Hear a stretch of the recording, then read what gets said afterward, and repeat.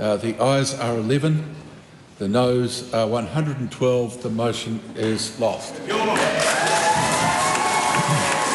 New Zealand's Parliament overwhelmingly rejecting a contentious bill that triggered the largest protest and public response in the country's history.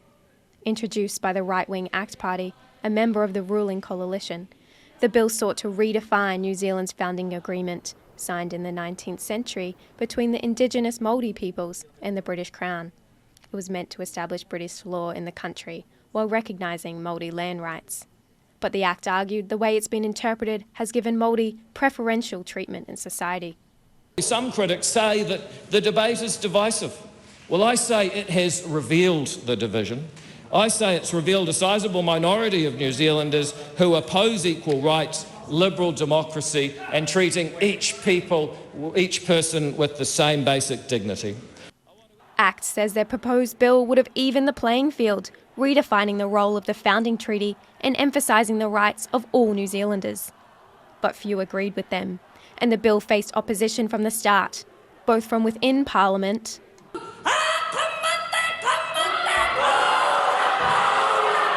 and on the streets.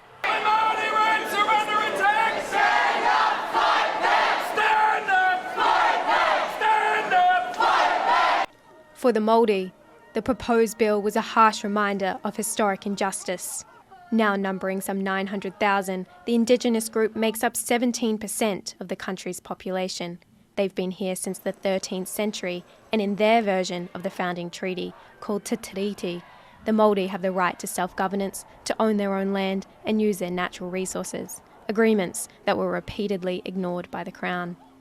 In 1975, the treaty was enshrined into law and a tribunal was established to settle disputes. Treaty advocates say there wasn't a need to amend the law.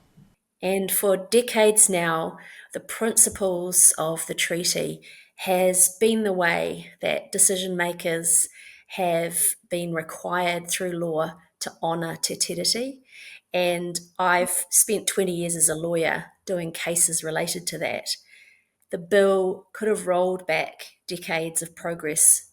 The bill's rejection in Parliament doesn't instantly smooth over long-standing social divisions, with many parliamentarians reminded of the country's deep social wounds by the public outcry, particularly from New Zealand's Indigenous peoples, also called iwi.